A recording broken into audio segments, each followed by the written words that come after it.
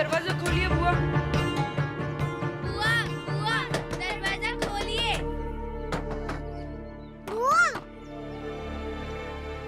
ये भीमराव और राम जी दोनों बाप बेटे अपनी सोची हुई चीजें सर्वोपरि साबित करने में ही लगे रहते, लेकिन तुम बिल्कुल सही कर रहे हो। पति पत्नी में संबंध चाहे जैसे हो, लेकिन संबंध तो बने थे और सारे सामाजिक रीति रिवाजों के साथ बने थे। तो फिर मरने के बाद ये सारे सामाजिक रीति रिवाजों को अपनाना चाहिए। सही बात है। और फिर आत्मा की शांति की पूजा अगर आप नहीं करवाते हैं तो इससे आपके बच्चों पर और आप पर बुरा असर पड़ेगा। अब बिल्कुल ठीक कह रहे हैं, लेकिन भाभी समझ नहीं रही हैं। भाभी नहीं समझ रही तो आप समझाइए। और सही चीज को करने के लिए कई बार अपनी मर्जी को जिद बनानी पड़ती है। बिल्कुल सही कहा गोपाल ने। और हम तुम्हें ये विश्वास दिलाते हैं कि हमारी जाति के लोग भी इस वक्त तुम्हारा पूरा साथ देंगे।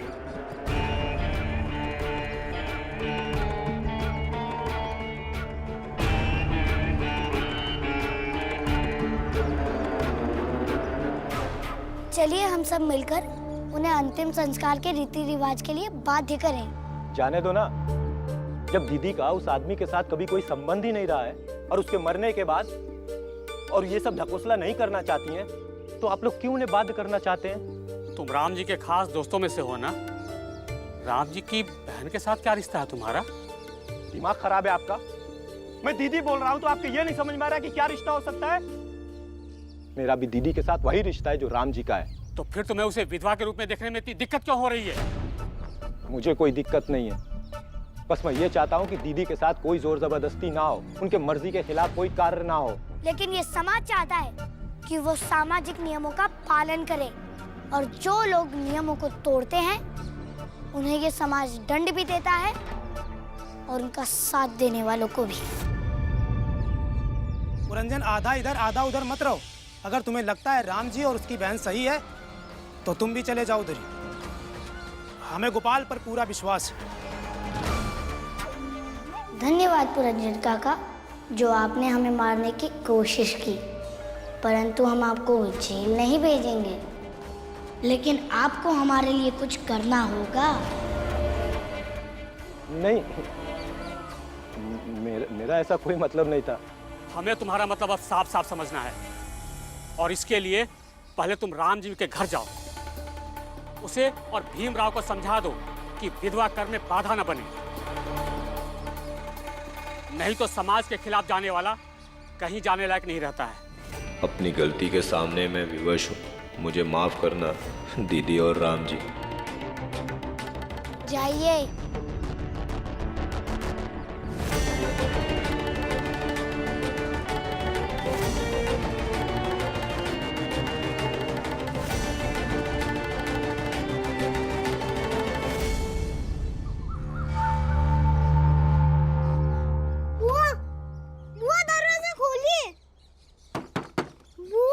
भीम,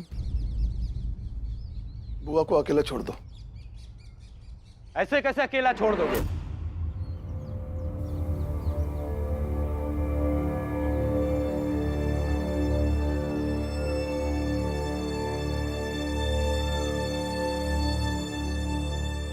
ऐसे कैसे अकेला छोड़ दोगे?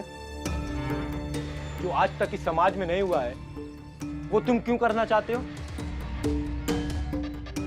देखो पुरंजन, अगर तुम उन लोगों की तरफ से मुझे समझाने आए हो तो मुझे कुछ समझना नहीं है। क्यों नहीं समझना है?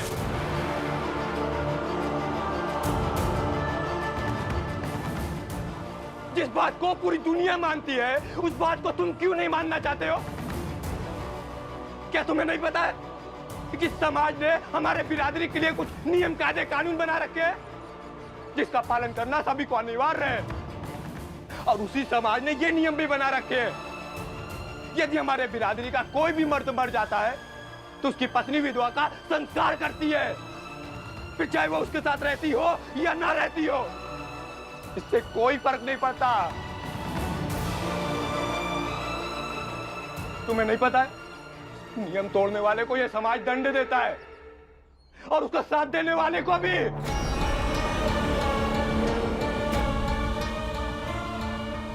राम जी, तुम इतनी सी बात को क्यों नहीं समझ रहे हो?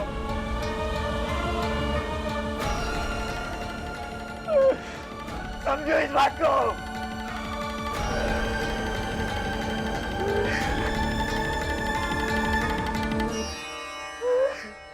रंजन काका, संभालिए अपने आप को। कैसे संभालो?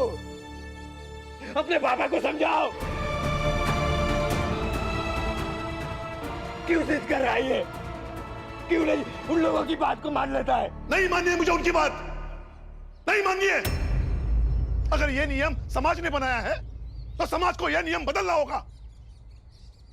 समाज को बदलने की हैसियत नहीं है तुम्हारी राम जी, इसलिए हम तुम्हें बदलने आए हैं।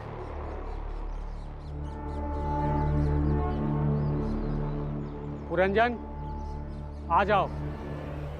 राम जी को अभी कोई भी सही नहीं लग रहा है।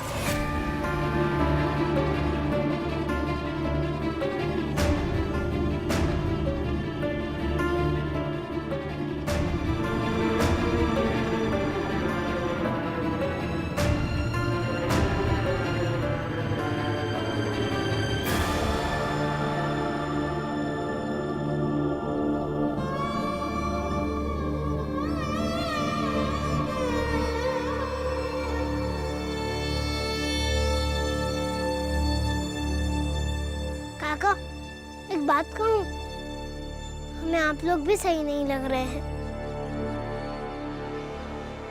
भीम सही कह रहा है।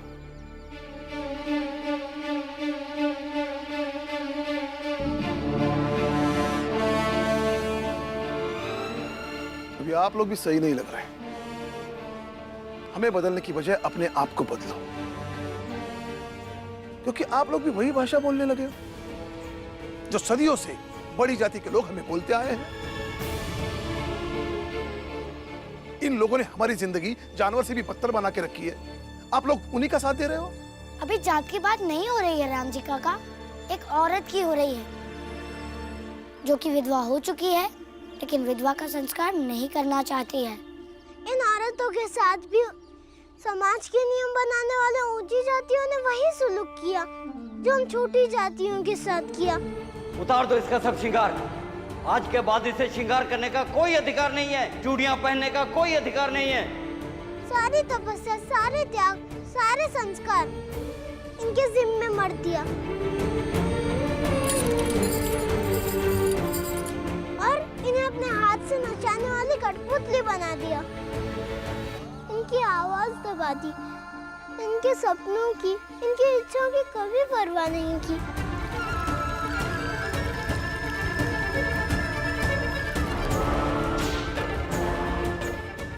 और सिर्फ अपनी इच्छा इनके ऊपर थोपते रहे। कल सुबह इसके बालों का मुंडन होगा, उसके बाद स्नान आदि करने के बाद विधिवत पूजा पाठ किया जाएगा और फिर ये संकल्प लेगी कि अब से इसका जीवन सादगी भरा होगा। इनका भी हमारी तरह दमन हुआ है, शोषण हुआ है, उपेक्षा हुई है। अरे रे रे रे, दूर रे। पति को तो खा चुकी है, अब हम सबको आबाद रहने दें। चाहे बड़ी जाति की, बड़े घर की औरत क्यों ना हो। मैंने देखा है बड़ी जाति के लोग अपनी ही बहू बेटियों के साथ कैसा व्यवहार करते हैं। इसके मुंह में जलता हुआ कोयला डाल दिया जाए।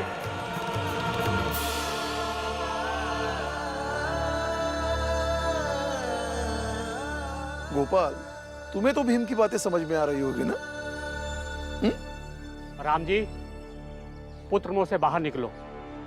तुम्हारे बेटे ने कह दिया तो उसकी बातें वेद वाक्य नहीं हो गई हैं। हम यहाँ उपदेश सुनने के लिए नहीं आए।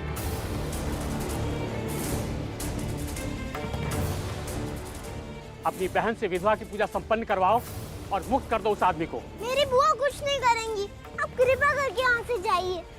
नहीं जाएंगे, ये हमारे समाज का मसला है, उन्हें इसे पूरा करना ही होगा। देखिए, हर बात को समाज या पंचायत से मत जोड़िए। इस मामले में हमें प्रतिनिधि नहीं चाहिए। क्यों नहीं चाहिए और क्यों ना जोड़े इसे समाज और पंचायत से? ये जन्म और मृत्यु से जुड़ी हुई धारणाएं भी अगर हम नहीं मानेंगे तो हमारा समाज कैसे चलेगा?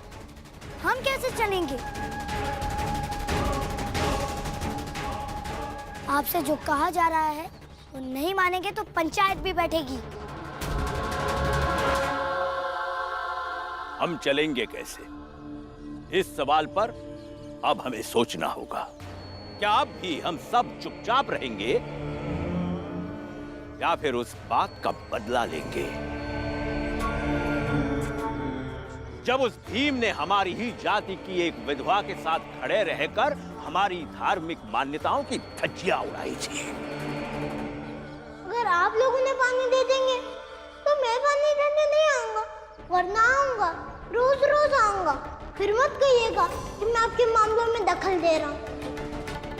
मेरी दी हुई किताब को दीदी ने पढ़ लिया और थोड़ी देर के लिए वो अपना दुख भूल गई। इसमें क्या गलत है?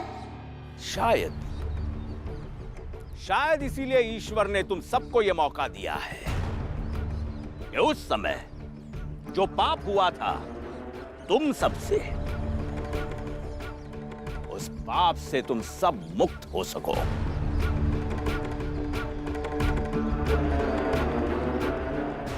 तेरी वजह से आज हमारे समाज की एक विधवा लड़की में इतनी हिम्मत आ गई कि वो हम सबके खिलाफ चली गई, यहाँ तक कि भाग गई। मुझे नहीं पता कि उनके अंदर हिम्मत कैसे आ गई, लेकिन मुझे इस बात की खुशी है कि उनके अंदर हिम्मत आ गई है। और इसके लिए हमें भीमराव की बुआ से वो सारे कर्म कांड करवाने होंगे जो एक विधवा करती है। यही धर्म शास्त्रों में लिखा है। भाइयों, महाराज जी और पंडित जी एकदम सही कह रहे हैं। हमें एकदम सही मौका मिला है पुरानी सारी गलतियों को सुधारने का। चलो भाइयों, चलिए।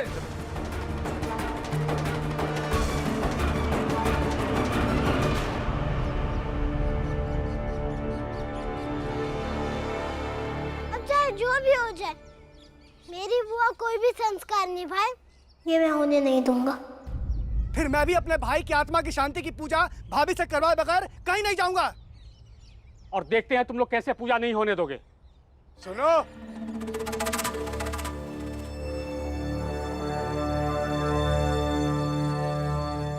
आप लोग देख क्या रहे हो?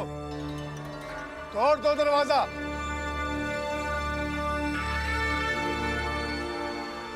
और इस पिद्दी भीमराव की बुआ को खींचकर बाहर ले आओ। आज पहली बार सतारा में हम ऊंची जात के लोग छोटी जात के साथ हैं।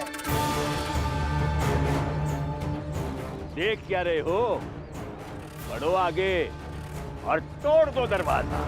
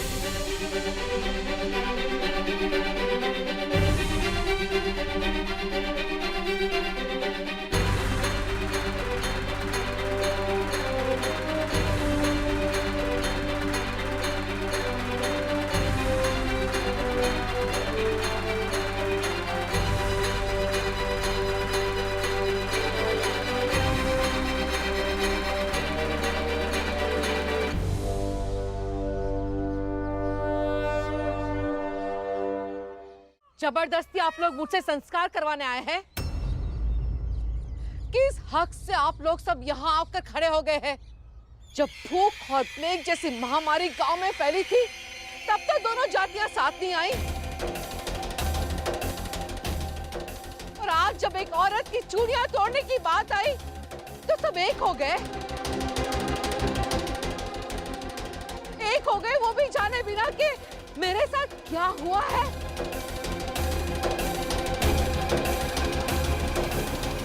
बहुत छोटी थी जब मेरी शादी हो गई थी। बड़े अरमानों के साथ ससुराल गई थी।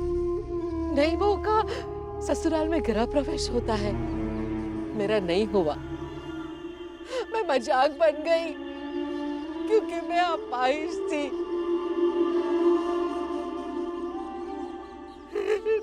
नई बहू को देखने सब आते हैं, लेकिन मेरी नुमाइश की गई। मुझे सबके सामने चलवाया गया, ये कहकर कि देखो देखो हमारी बहू एक पैर से कैसे चलती है, कभी देखा है एक पैर से चलने वाली बहू? और सब जोर जोर से हंसते थे।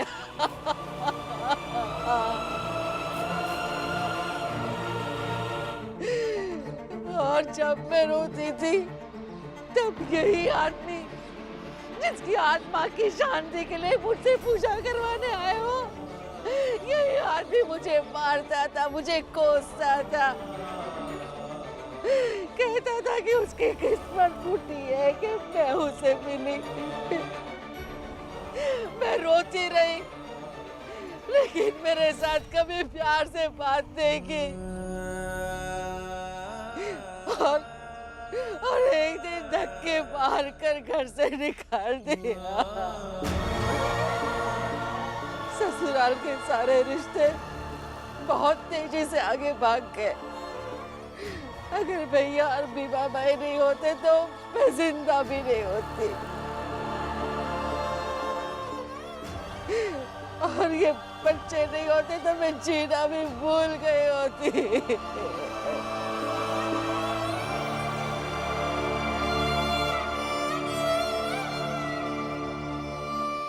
और ये सब मैंने अकेले झेला है, इसलिए किसी व्यक्ति और किसी समाज को ये हक नहीं है कि मुझे ये समझाए कि मुझे क्या करना चाहिए और क्या नहीं। इनमें से कोई नहीं आया था जब मुझे अपाहिज कह के मेरी हंसी उड़ाई गई थी। इनमें से कोई नहीं आया जब मेरे ससुराल वालों ने मुझे धक्के मार के निकाल दिया। इनमें से कोई नहीं आया था जब मेरे पति ने मुझे पत्नी मानने से इनकार कर दिया था। जब मुझे आप मेरा हक भी नहीं दिलवा पाए, अब कौन सा हक जताने आए हो आप लोग? जाइए यहाँ से, जाइए। कर्म अपनी जगह और भावना अपनी जगह। ये गुस्सा, ये नाराजगी बिल्कुल जायज है, फिर भी कर्म का पालन तो करना ही होगा। और सत्य तो यह है कि वो तुम्हारा पति था।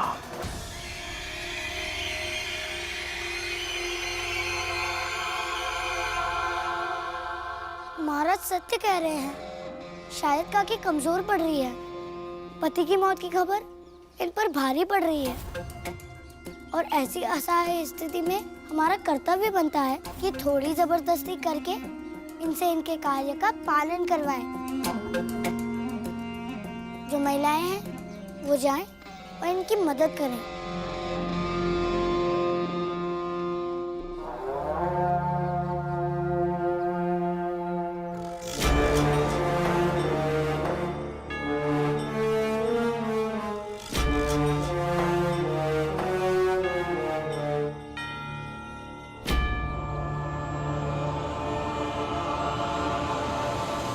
खबरदार,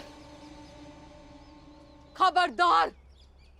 अगर मैं जान ले सकती हूँ तो जान दे भी सकती हूँ,